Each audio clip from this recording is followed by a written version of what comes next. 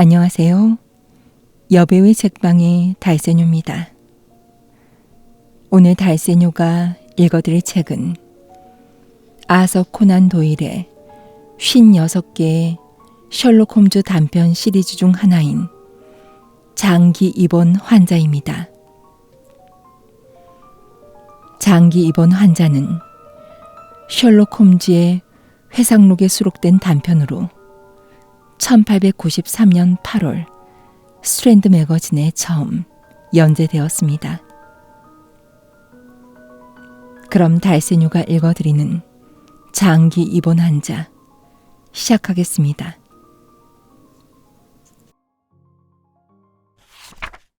내 친구 홈즈의 뛰어난 추리 능력을 세상에 소개하고 싶다고 생각했고, 실제로 다소 두서없긴 하지만 기록을 정리해왔다. 하지만 실제로 일어난 사건 중에 목적에 맞는 사건을 고르는 일은 그리 만만한 일이 아니었다. 이렇게 다시 기록들을 살피다 보면 저절로 힘들었던 과정들이 떠오르게 된다. 왜냐하면 홈즈가 제 아무리 뛰어난 추리력과 독특한 수사 방법으로 모든 사람들을 놀라게 했다 해도 사건 자체가 평범하고 이야깃거리로도 재미가 없어 공표되지 않는 경우가 자주 있었다.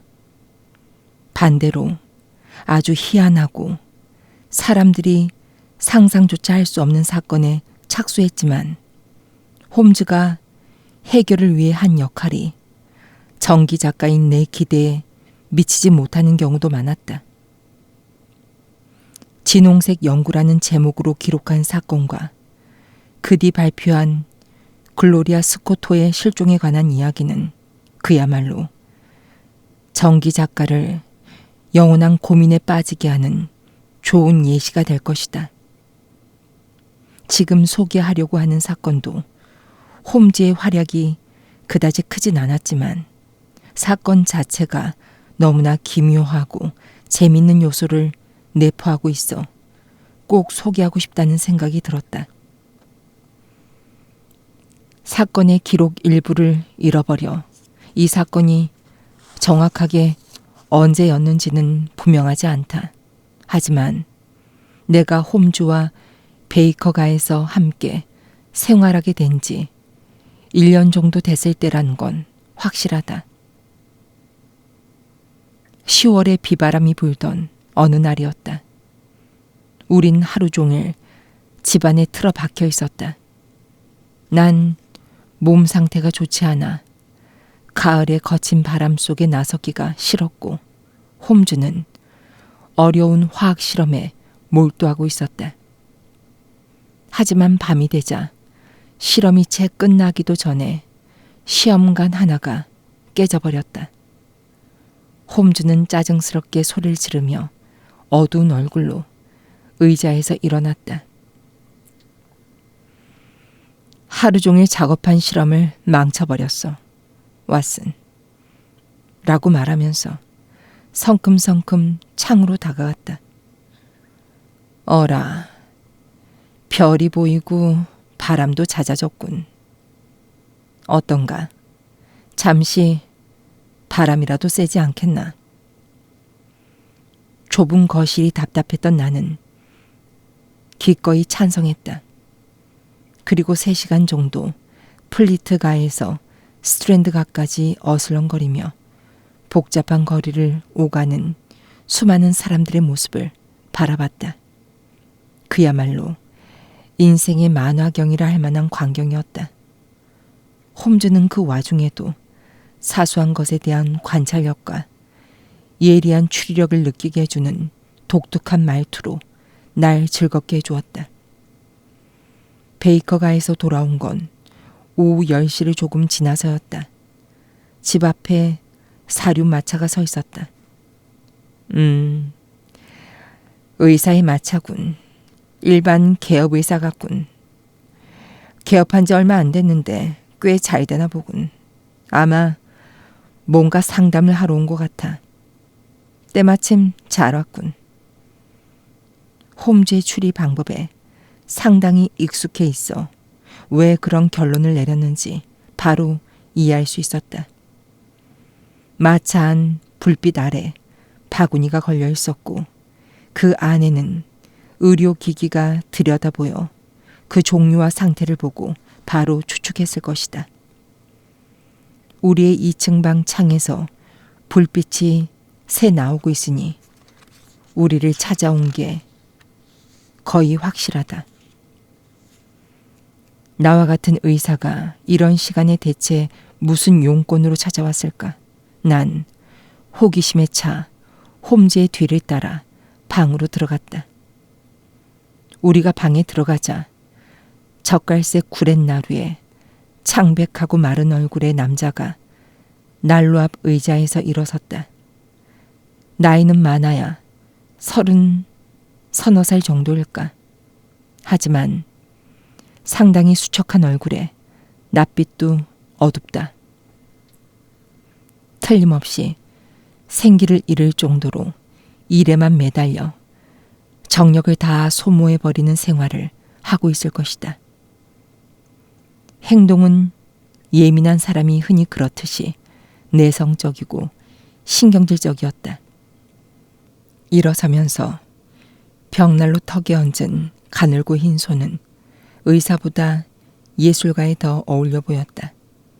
복장은 소박한 플러 코트에 검정 바지였고 넥타이만이 단조로움에서 약간 벗어나 있었다. 잘 오셨습니다, 의사 선생. 홈즈는 밝은 목소리로 말을 걸었다. 많이 기다리지 않게 해서 다행입니다. 네? 마부에게 물어보셨나요? 아니요. 그 보조 테이블의 촛불이 가르쳐줬습니다. 자, 앉으시죠. 바로 용건을 들어볼까요? 퍼시 트리빌리언이라고 합니다. 의사고 집은 부룩가 403번지입니다. 트리빌리언이라면 원인 불명의 신경장애에 대해 논문을 쓴 바로 그 트리빌리언 박사인가요? 내가 물었다. 자신의 논문에 대해 아는 게 기뻤는지 볼이 살짝 상기됐다. 그 논문은 반응이 전혀 없어 이미 완전히 기억에서 사라졌다고 생각했습니다.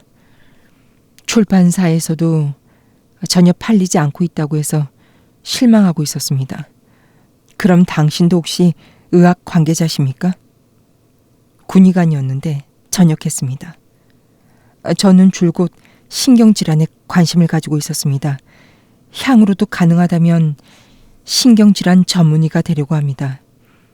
하지만 홈즈 씨, 지금은 이런 이야기를 나누고 있을 때가 아닙니다. 소중한 시간을 빼앗고 있으니까요.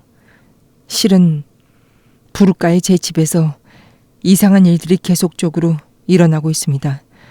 오늘도 사건이 벌어져 홈즈 씨와 상담하고 도움을 받아야 될 것 같아서 이렇게 찾아왔습니다. 홈즈는 의자에 앉아 파이프에 불을 붙였다. 상담을 해드리죠. 가능한 도와드릴 테니 그 이상한 사건들에 대해 말씀해 주십시오. 그 중에는 말씀드리기 창피한 것도 있지만 뭐가 뭔지 종잡을 수가 없는 데다가 최근엔 더욱 복잡해졌습니다. 일단 모든 걸 다 말씀드릴 테니 중요한지 아닌지는 홈즈 씨의 판단에 맡기겠습니다. 먼저 학창시절로 거슬러 올라가 말씀드리겠습니다. 전 런던 대학 출신입니다. 결코 제 자랑을 하는 건 아니지만 교수님도 제 장래에 기대를 걸 만큼 성적이 좋았습니다. 졸업 후 킹스 칼리지 부속병원에 말단 연구원으로 근무하면서 강경증, 다시 말해 카탈렙시라 불리는 병에 대한 연구가 상당히 주목을 받아 좀 전에 이분이 말씀하신 신경장애에 관한 논문으로 브루스 핑커턴 상을 받았습니다. 그 당시엔 앞길이 창창한 청년이었다고 해도 과언이 아닐 겁니다. 하지만 개업을 하기 위해 자금이 없다는 커다란 장애물이 하나 있었습니다. 두말할 필요 없이 전문으로서 성공하려면 캐번디시 스퀘어 주변에 있는 10여 개의 거리에서 개업을 하지 않으면 안 됩니다. 그러기 위해서는 임대료와 설비비 등 막대한 자금이 필요합니다. 게다가 그런 개업 비용과 함께 처음 몇 년간 유지할 유지비도 필요합니다.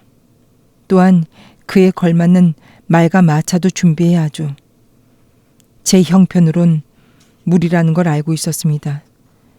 그저 10년 정도 열심히 하면 어떻게 해서든 간판을 내걸 수 있을 거란 희망을 가지고 일해왔습니다. 헌데 생각지도 못한 일이 일어나 새로운 길이 열린 겁니다. 블래싱턴이라는 처음 보는 신사가 찾아온 게 사건의 시작입니다. 어느 날 아침 그 남자가 찾아와 이렇게 말했습니다.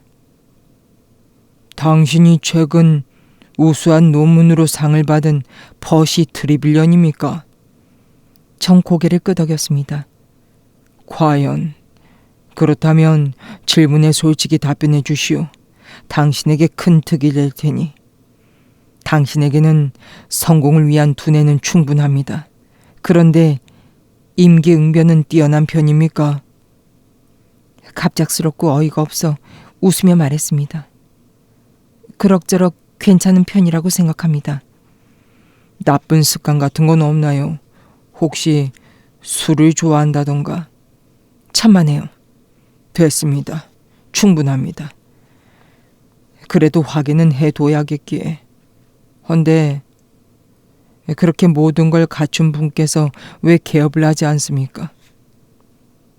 난 어깨를 으스게 보였습니다. 그래요. 알겠습니다. 상대는 조급한 말투로 계속 이어갔습니다. 아무래도 말버릇 같았습니다. 예로부터 머리가 따르면 돈이 따르지 않는다. 그래서 말씀인데 선생을 부둣가에 개업시켜드리고 싶은데 어떻습니까? 전 깜짝 놀라 상대방의 얼굴을 뚫어져라 바라봤습니다. 아니, 선생을 위한 게 아닙니다. 실은 나를 위한 거죠. 모든 걸 다 솔직히 털어놓죠. 이 이야기가 선생에게 도움이 된다면 내게도 도움이 됩니다. 실은 투자하고 싶은 돈이 2-3천 파운드 정도 있는데 그걸 선생에게 투자하겠다는 말이오. 대체 왜 저에게? 너무 갑작스러운 이야기로 저는 숨이 멎는 듯 했습니다. 그저 흔한 사업 투자와 다를 게 없습니다.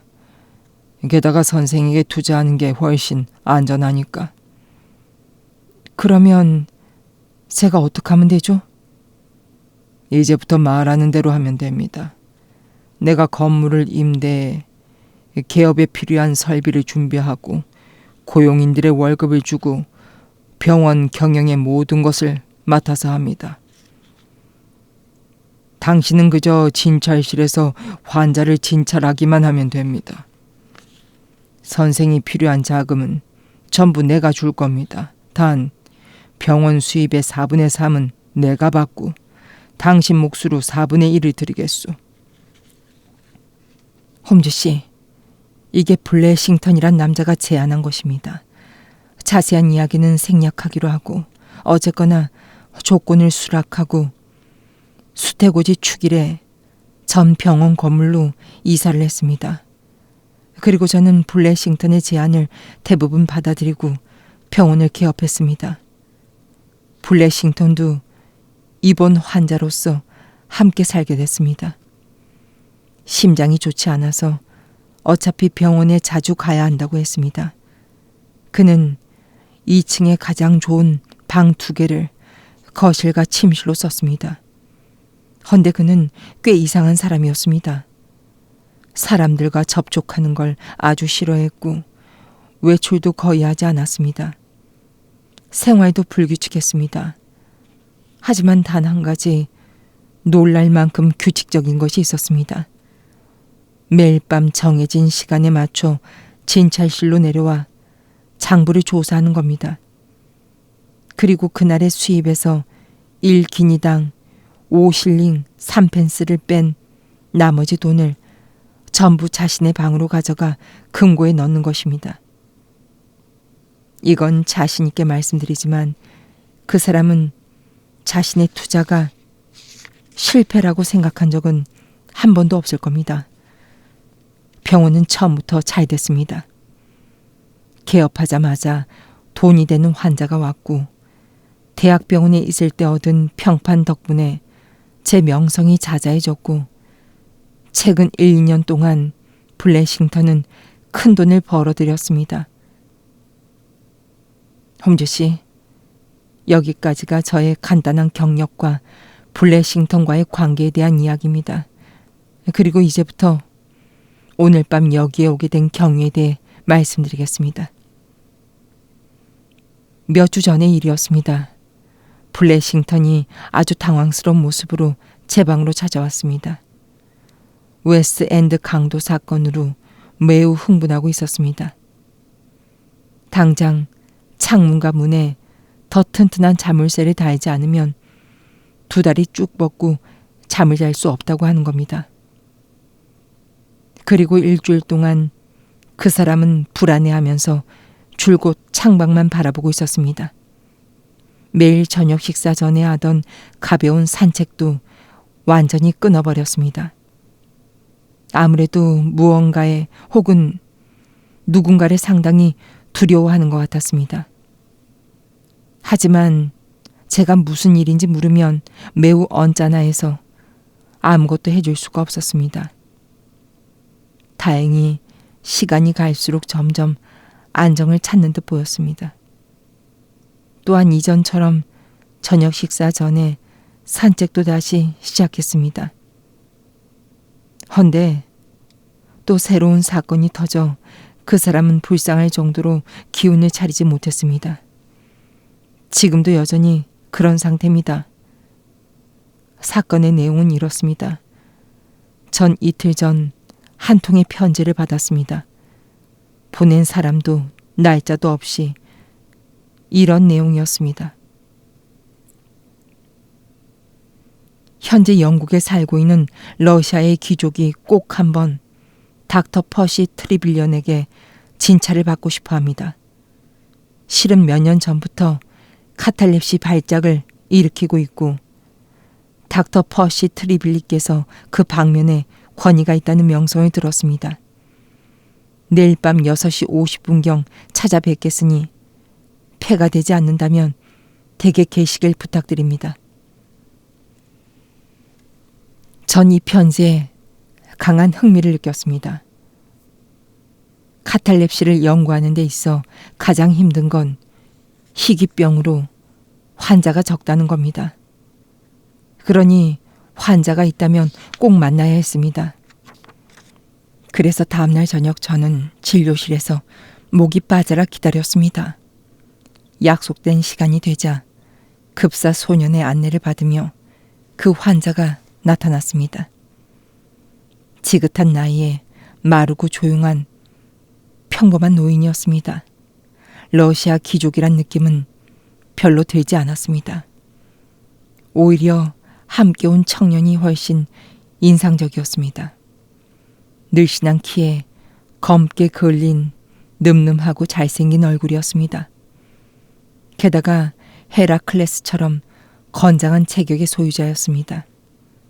그 청년이 노인의 팔을 부축하고 들어와 체격에 어울리지 않게 다정한 태도로 환자를 의자에 앉혔습니다. 청년은 약간 외국인 억양이 섞인 영어로 말했습니다. 선생님, 멋대로 시간을 잡아 죄송합니다. 이쪽은 제 아버님이십니다. 아버님의 건강은 제게 그 무엇보다 중요합니다. 부모를 생각하는 마음에 전 감동을 받았습니다. 그럼 진찰하는 동안 곁에 계실 건가요? 그럴 리가요. 청년은 당혹스럽다는 듯 대답했습니다. 너무 두려운 일입니다.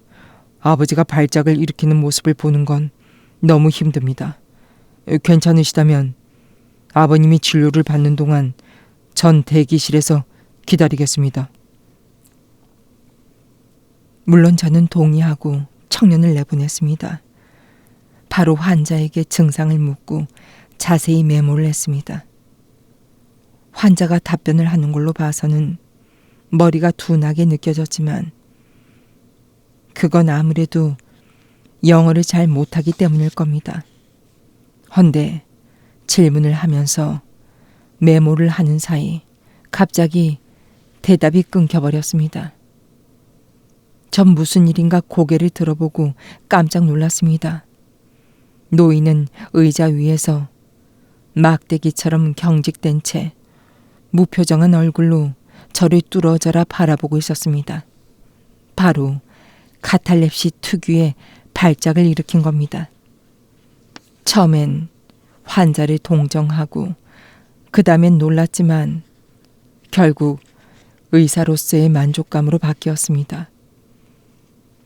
바로 환자의 맥을 짚어보고 체온을 재서 노트에 적고 근육의 굳은 정도를 조사하고 반사 능력을 시험했습니다.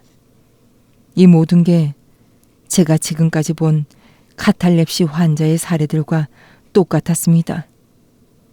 이럴 경우엔 아밀아젤산염의 냄새를 맡게 하면 좋은 결과를 얻을 수 있었는데 그 효과를 시험할 더없이 좋은 기회라고 생각했습니다. 약병이 지하 연구실에 놓여 있어 전 환자를 남겨둔 채 약병을 가지러 갔습니다. 병을 찾는데 시간이 좀 걸렸지만 그래봤자 5분 정도로 생각됩니다. 헌데 진료실로 돌아와 보니 환자가 사라지고 없는 게 아닙니까? 황급히 대기실로 달려가 봤으나 아들의 모습도 보이지 않았습니다. 현관문은 잠겨져 있었지만 열쇠는 잠겨있지 않았습니다. 급사 소녀는 최근에 제가 고용한 아이인데 좀 둔한 편입니다. 항상 지하에 있는 제 방에 대기하고 있다가 제가 진료실 벨을 누르면 올라와서 환자를 배웅하는데 그 소년도 아무것도 듣지 못했다고 합니다. 이 황당한 사건이 일어난 직후 블래싱턴이 산책에서 돌아왔습니다. 하지만 최근에는 그 사람과 접촉을 피하고 있어 이 일에 대해서 아무 말도 하지 않았습니다. 그리고 오늘 밤 일입니다. 2번 다시 만날 일이 없을 거라 생각했던 러시아 부자가 어젯밤과 똑같은 시간에 똑같은 모습으로 진료실에 나타난 겁니다. 저는 깜짝 놀랐습니다. 선생님, 어제는 갑자기 돌아가 버려서 정말 죄송합니다. 노인 본인이 말했습니다. 네, 정말 놀랐습니다. 실은 발작이 진정되면 머리가 멍해져. 그전까지 자신이 뭘 하고 있었는지 전혀 기억을 하지 못합니다. 어제도 그랬습니다. 정신을 차리고 보니 혼자 멍하니 처음 보는 방이었습니다.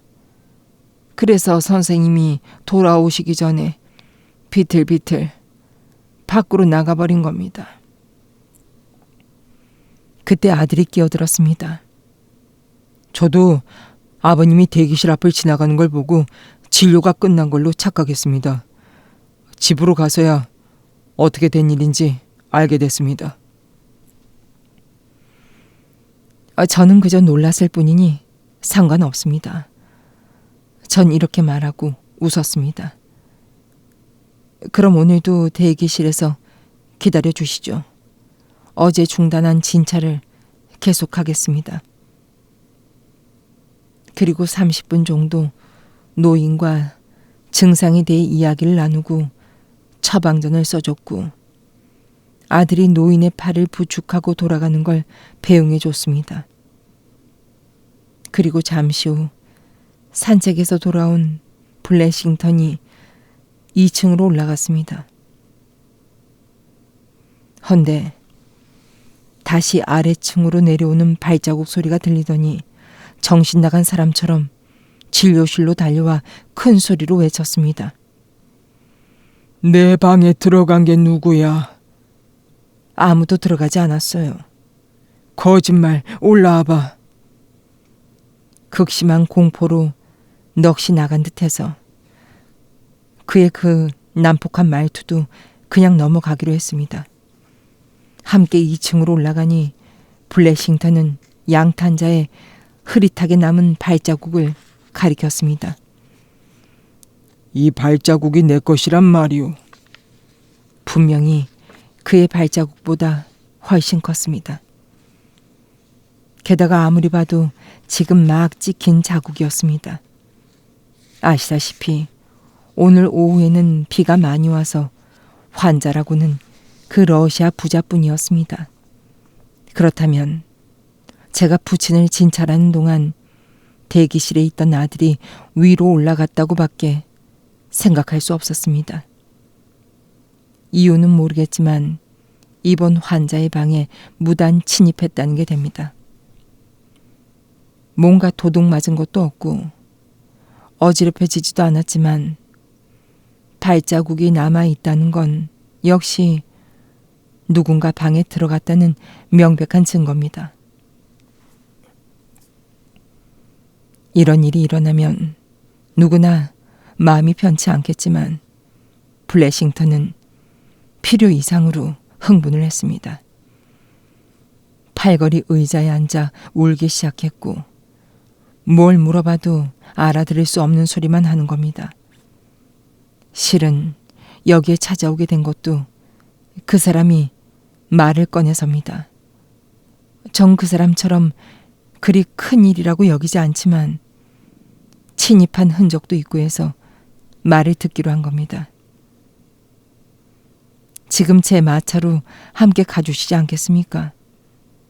당장 비밀이 풀리진 않겠지만 적어도 그 사람을 안정시킬 순 있겠죠. 홈즈는 긴 이야기에 열심히 귀를 기울이고 있었다. 아무래도 구미가 당기는 눈치였다. 언제나 그렇듯 무표정하게 눈을 가늘게 뜨고 있었지만 트리빌리언의 이야기에 호기심이 발동할 때마다 파이프에서 유난히 짙은 연기가 피어올랐다. 이야기가 끝나자 말없이 일어났다. 내 모자를 집어주고 테이블에서 자신의 모자를 집더니 트리빌리언의 뒤를 쫓아갔다. 우린 15분도 채 안 돼 부룩가의 병원 앞에 도착했다. 웨스트엔드 병원 대부분이 그렇지만 왠지 어두운 느낌의 건물이었다. 급사 소년이 문을 열어줘 우리는 곧바로 고급 카펫이 깔려있는 계단을 올라갔다. 일순간 생각지도 못한 상황에 걸음을 멈췄다. 계단 위의 불빛이 갑자기 꺼지더니 어둠 속에서 울부짖듯 외치는 소리가 들렸다. 권총을 들고 있다. 한 발짝이라도 움직이면 쏘겠어. 조심하세요, 블래싱턴 씨. 트리빌리언이 소리치자 상대가 안심한 듯 말투가 차분해졌다. 선생님. 함께 온 사람들은 수상한 사람들이 아닌가요? 어둠 속에서 우리를 뚫어져라 응시하는 듯 하다가 마침내 목소리가 들려왔다. 괜찮은 것 같군요. 자, 올라오세요. 모두 안전을 위한 것이니 언짢게 생각하지 마십시오. 목소리의 주인은 그렇게 말하면서 계단 불을 켰다. 밝아진 눈앞에 독특한 모습의 남자가 서 있었다. 목소리는 물론 얼굴 표정에도 초조함이 역력했다. 남자는 상당히 뚱뚱했지만 이전에는 더욱 뚱뚱했을 것이다. 블러드하운드 견처럼 볼이 축 늘어져 있었다. 병적일 만큼 낯빛이 좋지 않았고 듬성듬성한 갈색 머리카락이 날카로워진 신경 때문에 곤두선 듯 보였다. 우리가 다가가자 블래싱턴은 손에 들고 있던 권총을 주머니에 넣었다. 안녕하세요. 홈주시죠? 정말 잘 오셨습니다. 지금 저만큼 간절하게 당신의 도움을 필요로 하는 사람은 없을 겁니다. 방에 침입자가 있었다는 말은 선생님에게 들으셨겠죠? 네, 들었습니다. 헌데 그 두 남자는 대체 누굽니까? 어째서 당신 주변을 맴도는 거죠? 바로 그겁니다.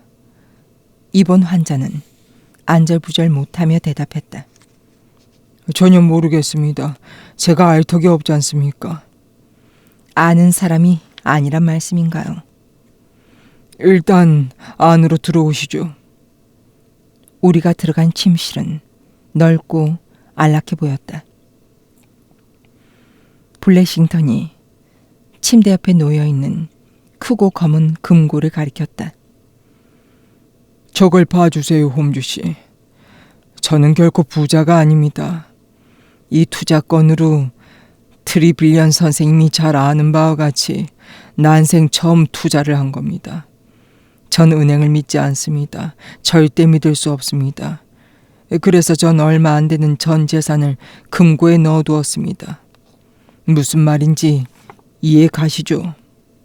어디 사는 누군지도 모르는 놈들이 제 방에 침입해서 얼마나 불안한지요. 홈즈는 의심스럽다는 듯이 블래싱턴을 쳐다보며 고개를 저었다.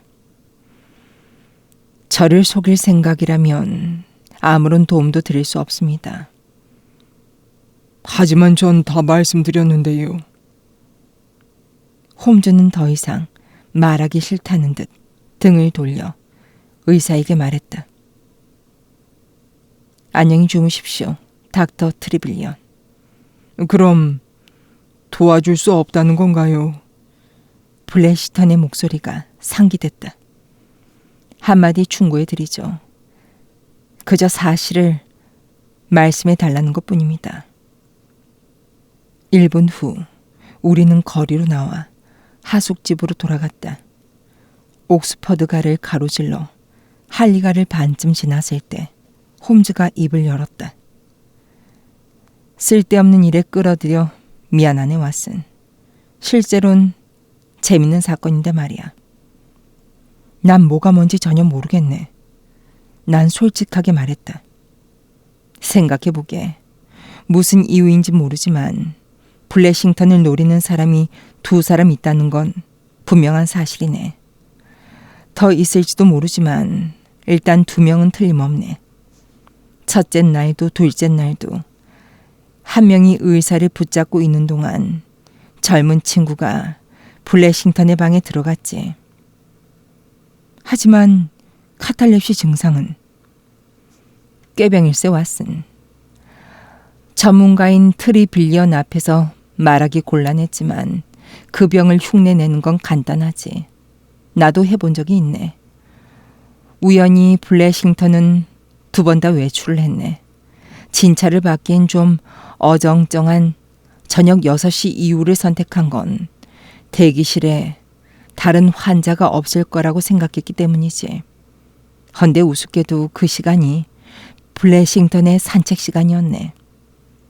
아무래도 범인들은 블래싱턴의 생활에 대해서는 잘 모르는 모양이야. 도둑질이 목적이라면 적어도 흔적이 남아 있어야 하지만 전혀 흔적이 없네. 게다가 블래싱턴의 눈을 보니 생명의 위협으로 겁먹은 사람의 눈이었네. 금방 알아차릴 수 있었지. 그 사람은 집요한 적에게 쫓기고 있는데 누군지 모른다는 건 말이 안 돼. 따라서 누가 왜 쫓고 있는지 알고 있을 걸세. 내일이 되면 솔직히 말하고 싶어지겠지. 이런 건 어떨까? 좀 우습게 들릴지도 모르지만 전혀 불가능하진 않을 것 같네. 즉, 카탈렙시 환자인 러시아 부자 이야기는 트리빌리언이 꾸며낸 이야기고 실제로는 트리빌리언이 뭔가 목적이 있어서 블래싱턴의 방에 들어간 건 아닐까? 내 생각을 들은 홈즈가 피식 웃는 모습이 가스등 불빛 사이로 보였다. 나도 실은 그걸 제일 먼저 생각했네. 하지만 트리빌리언이 거짓말을 하고 있지 않다는 걸 금방 알아차렸네. 젊은 남자의 발자국이 계단 카펫에 확실히 남아 있었네. 블래싱턴 방의 발자국까지 확인할 필요가 없었네. 그 남자의 신발은 끝이 뾰족한 블래싱턴의 구두와는 달리 사각형이었네. 게다가 트레빌리언보다도 1인치하고도 3분의 1이 더 컸네. 그게 다른 사람의 것이라는 걸 자네도 인정해야 할 걸세. 어쨌거나 오늘은 이 정도로 해두세. 내일 아침 부둣가에서 틀림없이 연락이 올 걸세. 홈즈의 예언은 적중했다. 게다가 너무나도 드라마틱하게. 다음날 아침 7시 반, 겨우 흐릿하게 아침 햇살이 비추기 시작했을 때 가운을 입은 채로 홈즈가 내 머리맡에 서 있었다. 왓슨, 마차가 기다리고 있네. 그게 무슨 소린가? 부둣가에서 보내왔네. 새로운 소식인가?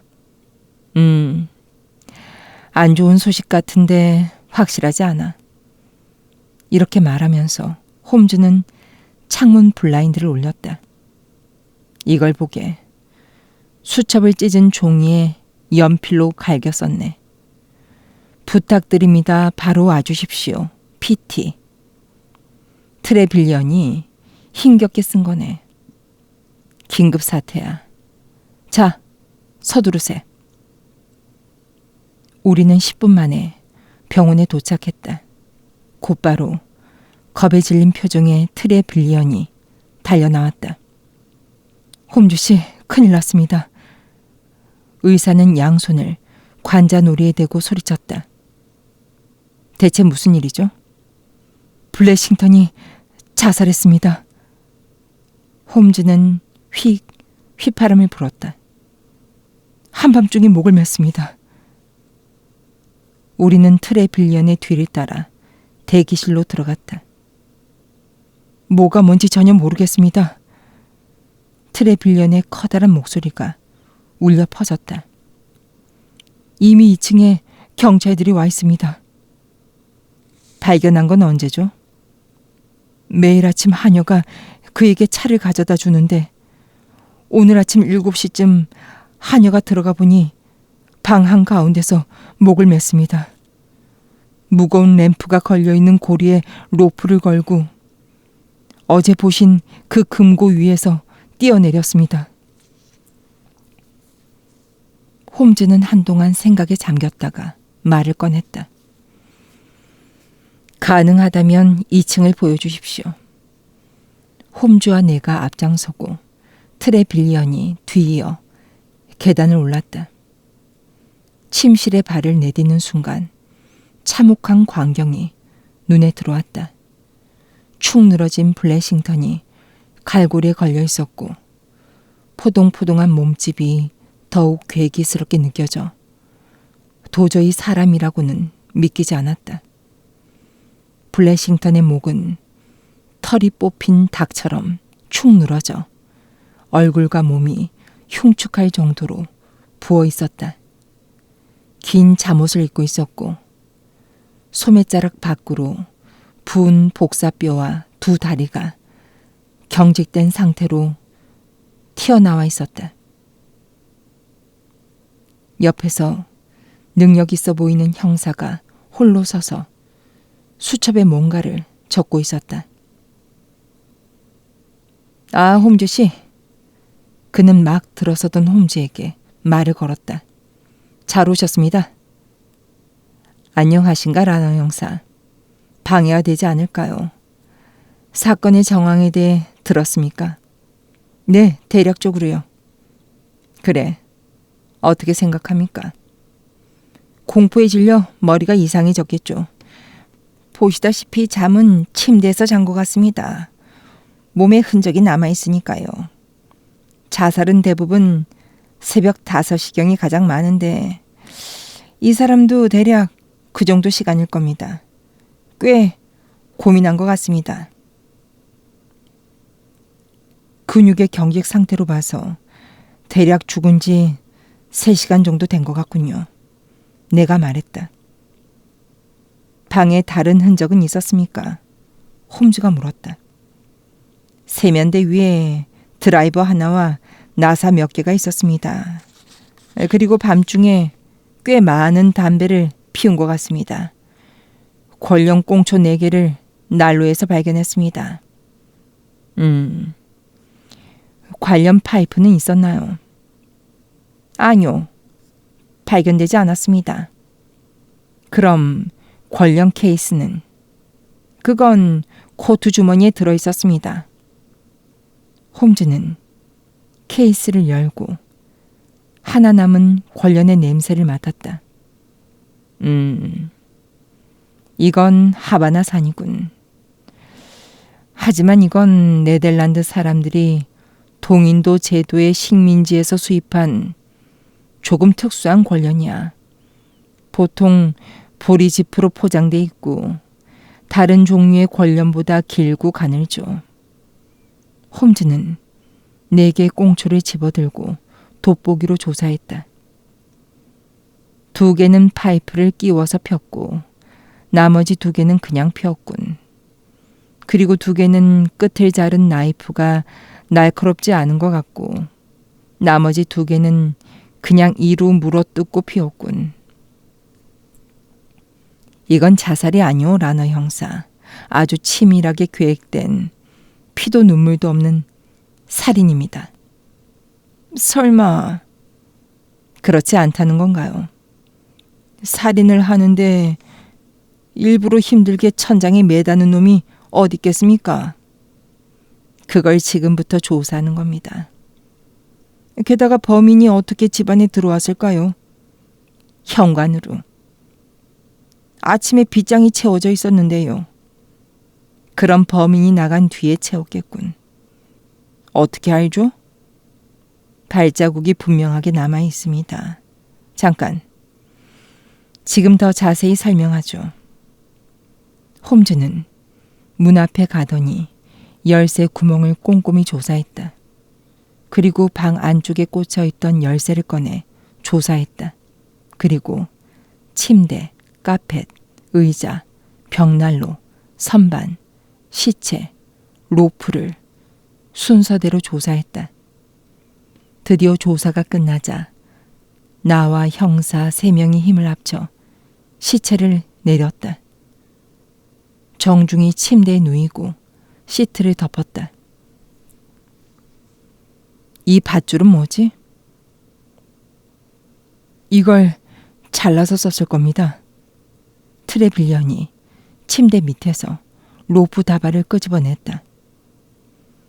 블래싱턴은 불을 병적으로 무서워했습니다. 불이 나면 창밖으로 도망치려고 항상 곁에 두고 있었습니다. 그랬군. 범인의 수고를 하나 덜어준 셈이군. 홈즈는 잠시 생각에 잠겼다. 모든 게 확실해졌군. 동기도 오후까진 틀림없이 밝힐 수 있겠군. 벽난로 선반 위에 사진을 잠시 빌리겠습니다. 조사에 도움이 될 테니까요. 잠깐만요, 홈즈 씨. 아직 아무런 설명도 해주시지 않았는데요. 트레빌리언이 자신도 모르게 소리쳤다. 아참, 그랬나요? 사건의 정황은 확실합니다. 범인은 3명, 젊은 남자와 노인, 그리고 또 하나의 인물입니다. 제3의 인물은 현재로선 단서가 없어서 누군지 확실하지 않습니다. 2 사람은 당연히 러시아 귀족 부자지간으로 꾸민 놈들이라 인상차기도 확실합니다. 3명은 공범의 도움으로 집에 들어왔습니다. 라너 형사, 충고 한마디 하겠습니다. 급사 소년을 당장 체포하시오. 분명히 최근에 고용했다고 했죠, 선생. 헌데 모습이 보이질 않아요. 트레빌리언이 말했다. 하녀와 요리사가 아까부터 찾고 있지만 홈즈는 어깨를 으쓱해 보였다. 그 소녀는 이 사건에서 아주 중요한 역할을 했습니다. 어쨌거나 세 사람은 발소리를 죽이고 계단을 올라갔습니다. 제일 앞에 노인, 그리고 젊은 남자, 마지막에 정체불명의 남자가. 이보게 홈즈, 어떻게 알았나? 나도 모르게 말을 막았다. 발자국이 겹친 상태를 보면 틀림없네. 난 어젯밤 어느 발자국이 누구 건지 확실히 기억하고 있네. 그리고 블래싱턴의 방문은 잠겨 있었네. 하지만 놈들은 철사로 문을 열었지. 돋보기로 들여다보지 않고도 열쇠 구멍 주변에 철사로 긁은 자국이 선명하게 남아있네. 블래싱턴은 순식간에 재갈을 물린 듯하네. 잠에 취해 있었거나 심한 공포로 목소리조차 낼 수 없었겠지. 이 방 벽은 상당히 두껍네. 어지간히 큰 소리를 지르지 않는 한 밖에서 들리지 않았겠지. 블래싱턴의 손발을 묶어 도망치지 못하게 하고 세 명이서 뭔가 작당을 하기 시작했지. 아마도 자기들끼리 재판을 했겠지. 상당히 오래 지속된 듯 싶네. 그 권련은 그때 피웠던 거고 노인은 그 안락 의자에 앉아 있었지. 파이프를 사용한 것도 그 노인일세. 젊은 남자는 건너편 의자에 앉아 담뱃불을 서랍장에 비벼 껐네. 제3의 인물은 이리저리 서성거렸네. 블래싱턴은 침대 위에 앉혀놓은 것 같지만 분명하진 않네. 재판 결과 블래싱턴은 교수형이 확정됐지. 처음부터 그렇게 정했었는지 교수형에 쓸 도루래도 준비한 것 같네. 저 드라이버와 나사가 도루래를 천정에 닿는 데 썼겠지. 하지만 천정에 튼튼한 갈고리가 있어 그럴 필요가 없어졌지. 처형을 마치고 세 명이 서둘러 떠나자 공범인 소년이 현관 빗장을 채웠지. 우리는 홈즈의 설명을 흥미롭게 듣고 있었지만 추리의 대부분이 미묘한 단서에서 출발했기 때문에 일일이 설명을 들어도 쉽게 이해가 되지 않았다. 형사는 곧바로 소년을 찾아 나섰고 홈즈와 나는 베이커가로 돌아와 아침 식사를 했다. 식사가 끝나자 홈즈가 입을 열었다. 3시까진 돌아오겠네. 그 시간에 라너 형사와 트레빌리언이 올 거야. 그때까지 불확실한 부분을 전부 확실히 해두고 싶네. 라너 형사와 트레빌리언이 약속 시간에 찾아왔다.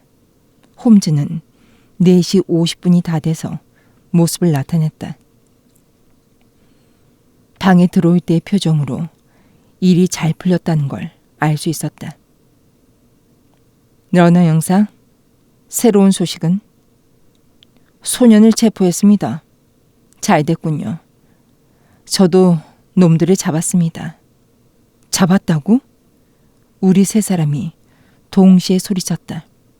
네. 적어도 정체는 확실히 잡았습니다. 블래싱턴도 그를 죽인 놈들도 내가 생각했던 대로 야드에선 잘 알려진 자들이었습니다. 비들 헤이워드 그리고 모펫이란 자입니다. 와징던 은행을 턴 놈들이군. 형사가 소리쳤다. 맞습니다. 그럼 블래싱턴이 세튼이란 말인가요? 틀림없이. 그랬군. 이제 모든 게 확실하군요. 형사가 말했다. 하지만 트레빌리언과 나는 무슨 말인지 알 수 없었다. 그 유명한 와징던 은행 강도 사건 말이야. 홈즈가 말했다. 지금 말한 4명의 카트라이트란 놈까지 5인조 강도가 투빈 수위를 살해하고 7,000파운드의 현금을 훔쳐서 달아났지. 1875년의 일이네. 5명은 얼마 못 가 전부 체포됐지만 결정적인 증거가 없었네. 그 중에 악당 중에 악당이었던 세튼이 동료들을 팔아먹었네. 세튼의 증언으로 카트라이트는 교수형, 나머지 3명은 각각 징역 15년을 언도받았네. 바로 얼마 전 형기보다 몇 년 앞당겨 출소한 3사람은 곧장 배신자를 찾아 죽은 동료의 복수를 결심했네. 2번은 허탕쳤지만 3번째는 결국 목적을 이루게 된 거지. 어떻습니까, 트레빌리언 선생?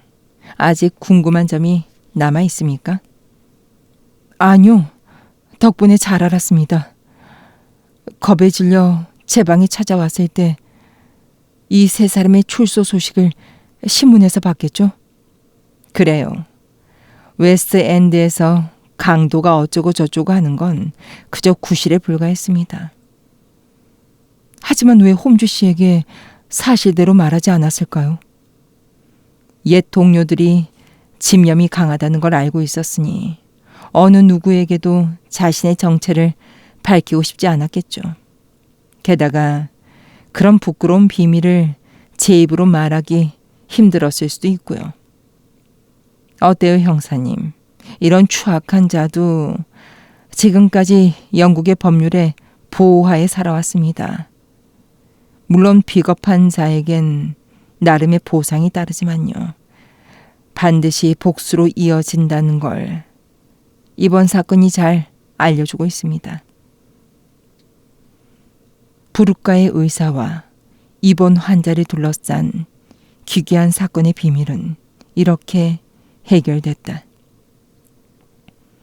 그날 밤 이후 현재까지 살인범 3명은 경찰의 눈을 피해 소식이 끊긴 상태다. 스코틀랜드 야드에서는 몇 년 전 포르투갈 연안의 오포루토에서 북쪽으로 수킬로 떨어진 해역에서 난파되어 탑승인 전원이 행방불명된 불운의 기선 노라 클라이너 호에 이 범인 3명이 타고 있던 게 아닌가 보고 있다. 또한 공범인 소녀는 증거 불충분으로 기소되지 않은 채 끝났다. 사람들 입에서 부르카 사건이라 불리며 소동을 일으켰던 사건이지만 자세한 내용은 지금까지 한 번도 공표되지 않았다.